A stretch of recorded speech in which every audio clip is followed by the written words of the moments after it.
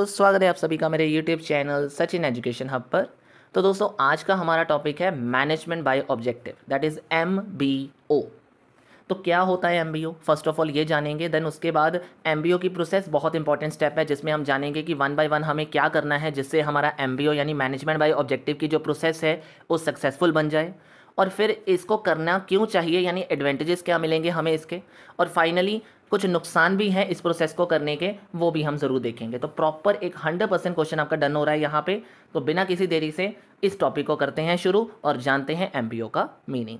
तो दोस्तों शुरू करने से पहले आप में से किसी भी स्टूडेंट को कॉमर्स सब्जेक्ट से रिगार्डिंग कोई नोट्स चाहिए तो टेलीग्राम चैनल आपके लिए ओपन है, लिंक आपको चैनल का वीडियो डिस्क्रिप्शन में मिल जाएगा। और दोस्तों अगर आप में से किसी भी स्टूडेंट को कॉमर्स सब्जेक्ट से रिगार्डिंग कोई क्लासेस की रिक्वायरमेंट है तो ऑनलाइन क्लासेस हम आपको दे रहे हैं, किसी भी कॉमर्स सब्जेक्ट से रिगार्डिंग, प्रैक्टिकल हो या थ्योरेटिकल हो, बहुत रीजनेबल रेट के साथ, बहुत फ्लेक्सिबल टाइम्स के साथ, और डेमो सेशन भी आपको बिल्कुल फ्री मिलेगा।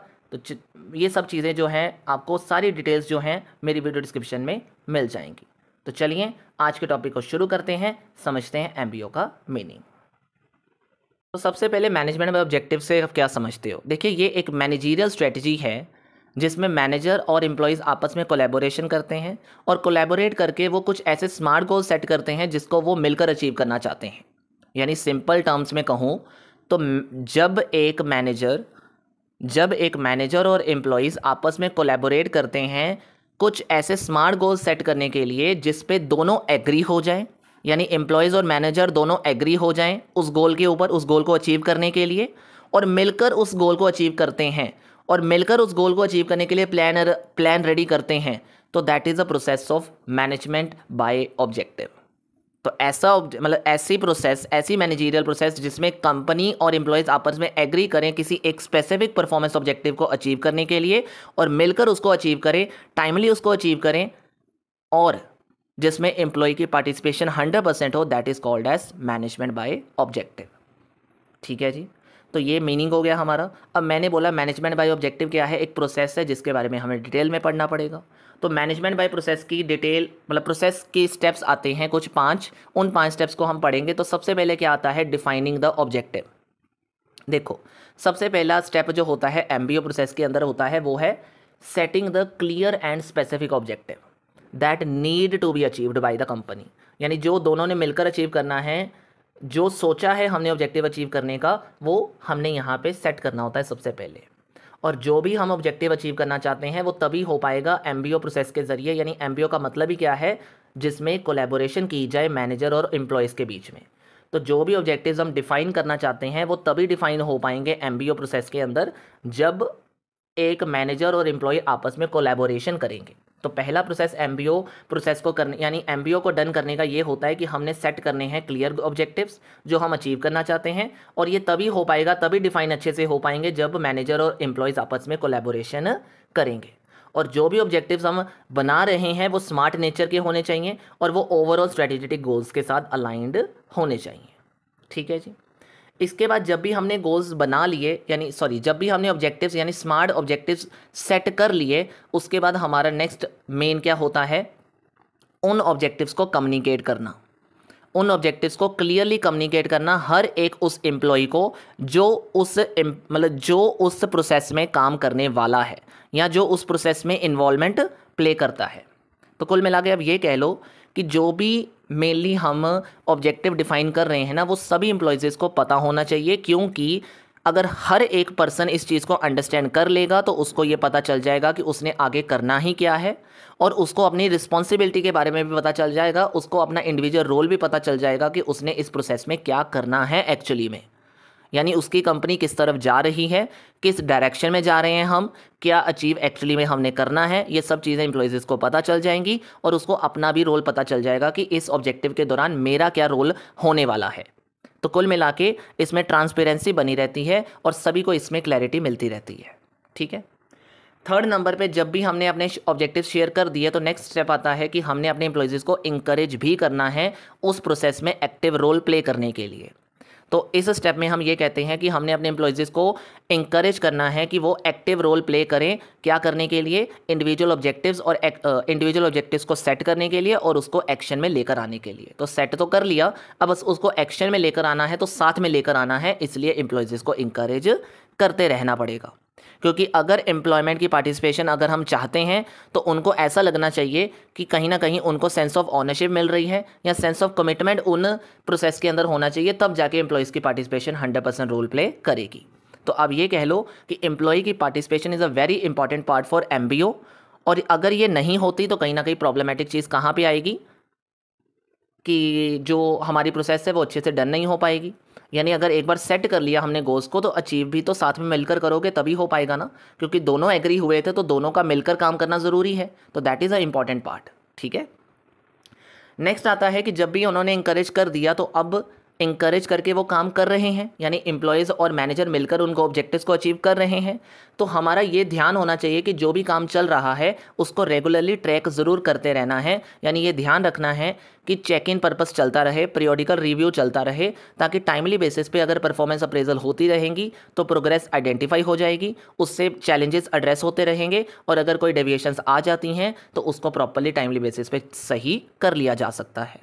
ठीक है, एंड द लास्ट पॉइंट जो इसमें कवर अप किया जाएगा कि जब भी ऑब्जेक्टिव कंप्लीट हो गए, यानी ऑब्जेक्टिव्स का टाइम की पीरियड कंप्लीट हो गया, यानी जो हम करना चाहते थे उसका पीरियड जो था हमने रखा वो पूरा हो चुका है, तो पीरियड पूरा होने के बाद हमने जो सोचा था क्या वो अचीव हो चुका है, क्या वो ऑब्जेक्टिव जो हमने सोचे थे वो प्रॉपरली अचीव हो गए हैं, उसको इवेल्युएट करना होता है। यानी जो आउटकम नज़र आया है हमने उसको कंपेयर करना होता है इनिशियल ऑब्जेक्टिव्स के साथ, एक्सपेक्टेड ऑब्जेक्टिव्स के साथ, कि जो हमने सोचा था क्या वो प्रॉपर हो गया।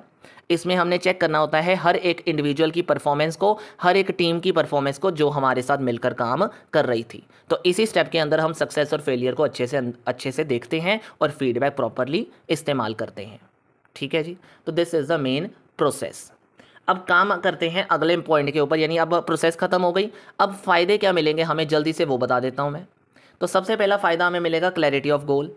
तो ऑब्वियस ही बात है, एम्प्लॉयज़ को पता चल जाएगा कि what is expected of them, उनसे क्या एक्सपेक्ट किया जा रहा है, उनको किन चीज़ों पे फोकस करना है। तो MBO के दौरान एम्प्लॉय की पार्टिसिपेशन ज़्यादा होती है, हर एक एम्प्लॉय को पता चल जाता है कि क्या हमारे डिफाइंड ऑब्जेक्टिव्स हैं, क्या हमारे स्मार्ट गोल्स हैं जिनकी तरफ हमने जाना है, जिनकी तरफ हमने फोकस करना है। तो एम्प्लॉय से क्या एक्सपेक्ट किया जा रहा है ये उनको पता चल जाता है with the help of MBO। तो वो मिलकर अच्छे से काम करते हैं, मोटिवेट होकर काम करते हैं अगर उनको सेटिस्फैक्शन मिलती है उस चीज़ों से। तो सेकेंड आता है मोटिवेशन। अब ये भी ऊपर से क्लियर हो गया कि जब हम कोई ऑब्जेक्टिव्स एम्प्लॉय की पार्टिसिपेशन लेकर बनाते हैं, उनके साथ एग्री होकर बनाते हैं, तो वो उन ऑब्जेक्टिव्स को खुद हासिल करना चाहते हैं। तो खुद अगर वो कोई चीज़ हासिल करना चाहते हैं तो वो मोटिवेट होकर करेंगे। यानी उनको खुद को पता है कि उन्होंने खुद एग्री करा है उस ऑब्जेक्टिव को हासिल करने के लिए।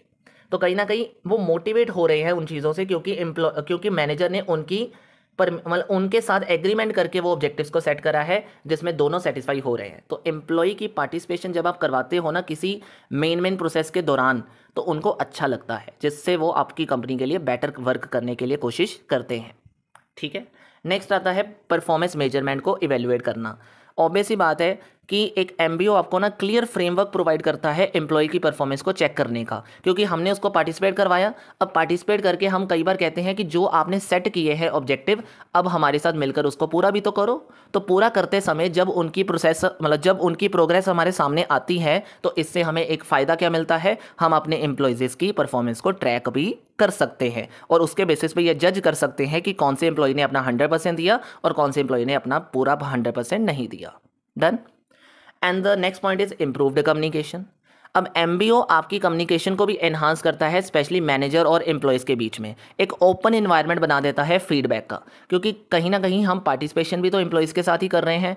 तो मैनेजर और एम्प्लॉय आपस में कोलैबोरेशन जब करते हैं तो एक दूसरे की सलाह मंजूरी ज़रूरी हो जाती है, एग्रीमेंट ज़रूरी हो जाता है, तो एक दूसरे से बात करना ओपन हो जाता है, एक फॉर्मल कम्युनिकेशन टूट जाती है। मतलब नो डाउट ऐसे नहीं कह रहा कि फॉर्मल कम्युनिकेशन इनफॉर्मल बन जाती है, पर एक लेवल चेंज हो जाता है जिसमें आमने सामने जो ओपन कम्युनिकेशन का इन्वायरमेंट है वो ज़्यादा ओपन हो जाता है, जिससे फ्रीली माइंड एक दूसरे के साथ बातचीत चलती रहती है। तो ये अच्छी बात है, एम्प्लॉयज़ अपने डाउट्स अच्छे से क्लियर करके बता रहे हैं और आपकी कंपनी इससे एम्प्लॉयज़ के फीडबैक अच्छे से ले पा रही है।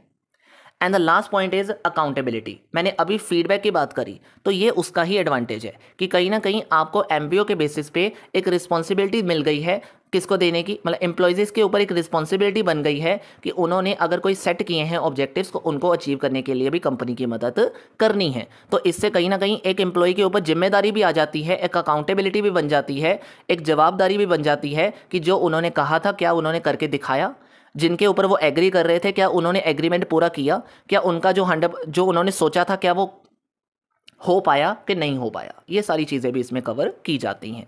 ठीक है जी। And these are the advantages. Now the last point is disadvantages. तो अब डिसएडवांटेजेस क्या मिलेंगे हमें, तो सबसे पहला है टाइम कंज्यूमिंग। अब देखो जो प्रोसेस है वो हम ऑब्जेक्टिव से शुरू करते हैं और तब तक चलती रहती है जब तक ऑब्जेक्टिव्स पूरे नहीं हो जाते। तो इतनी बड़ी प्रोसेस में हमें परफॉर्मेंस भी तभी पता चलती है जब एक्चुअली में ऑब्जेक्टिव्स पूरे हो जाएंगे, और सबसे बड़ी बात तो तब आएगी जब एक्चुअली में ऑब्जेक्टिव्स जो हम चाहते थे अगर वो पूरे ही ना हुए तो प्रॉब्लम आ जाएगी। तो प्रोसेस इतनी छोटी भी नहीं है जिसको हम कहेंगे कि बहुत कम समय लगता है। तो कहीं पे भी अगर गलत स्टेप हो गया तो उसको सही करना उतना ही डिले कर देगा उस प्रोसेस को। तो इसीलिए it is a very time consuming, जिसमें शेयरिंग, मॉनिटरिंग, इवेल्युएटिंग, ये सारे काम जब इन्वॉल्व होते हैं ना तो काम मतलब टाइम उसमें लगेगा ही लगेगा। सेकेंड आता है हमारा रिजिड फोकस ऑन ऑब्जेक्टिव। अब अपने आप सोचो कि एक बार ऑब्जेक्टिव आपने अपने एम्प्लॉयज़ की पार्टिसिपेशन के साथ रेडी कर लिए और एक्टिव रोल के साथ आप उसके आगे बढ़ रहे हो। अगर किसी सिचुएशन में आपको चेंज करने की ज़रूरत पड़ गई, आप एज अ मैनेजर तो चेंज करने की सोच सकते हो, पर क्योंकि एमबीओ कहता है एम्प्लॉय का भी साथ में रोल होना ज़रूरी है, एम्प्लॉय की पार्टिसिपेशन भी होनी ज़रूरी है, तो क्या पता एम्प्लॉयज़ एग्री ना करें। मतलब बनवाने में वो एग्री हो गए थे, क्या पता चेंज करने में वो एग्री ना करें।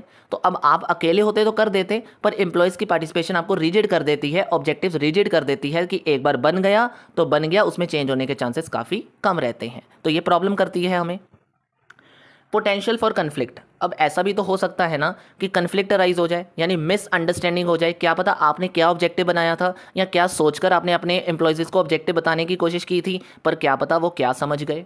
तो अगर एक पहला कारण मिसअंडरस्टैंडिंग हो सकती है, दूसरा कारण क्या पता वो डिसएग्री कर दे किसी ऑब्जेक्टिव्स के ऊपर, तो there is a tension between manager and employees. इसके बेसिस पे क्या हो सकती है, टेंशन क्रिएट हो सकती है।